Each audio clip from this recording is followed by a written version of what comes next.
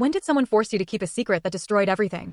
One time, when I was 25, I got forced to keep a secret that destroyed my friendships, my relationship, and, honestly, who I thought I was. It started on a Thursday afternoon when my best friend Ethan showed up at my apartment. We'd been friends since we were kids. We did everything together. If you saw me, you saw him. But that day, when I opened the door, I barely recognized him. He looked like he'd aged 10 years overnight, pale, shaking, eyes bloodshot like he hadn't slept at all. Before I could even ask what was wrong, he blurted out, "I need you to promise me you'll never tell anyone what I'm about to say." I laughed at first, thinking he'd cheated on his girlfriend again or maybe totaled his car. Typical Ethan. But then he sat at my kitchen table, buried his head in his hands, and told me he'd hit someone the night before. He'd been driving home drunk, clipped a guy on a motorcycle, and instead of calling 911, he panicked and left him there, dead. I felt sick. I told him we had to call the police, that this wasn't something we could hide. He just stared at me and said, "If you say anything, I'll tell them you were with me. They'll pin it on you too." In that second, I realized he wasn't asking me to keep a secret. He was forcing me. I wish I could say I did the right thing. I didn't. I froze. I told myself I'd figure it out later, that maybe he'd come to his senses. But the next day, the guy's death was on the local news. His name was Mark, a husband and a dad. His wife went on TV begging for answers. And I sat there on my couch in silence. After that, my life turned into a nightmare. Ethan spiraled. The guilt ate him alive. But instead of confessing, he drank more, got high more, dragged me deeper into his mess. He'd call me at 2 a.m., paranoid that the cops were onto him. He made me swear over and over that I hadn't told anyone. He'd remind me of what he'd say if I did. I started lying to everyone, my girlfriend, my family, my friends. I'd find excuses to cover for Ethan when he vanished for days. I hated him for what he did, but I hated myself more for protecting him. Every lie felt like adding another chain around my neck. I watched the victim's family on the news for months, his wife holding their baby,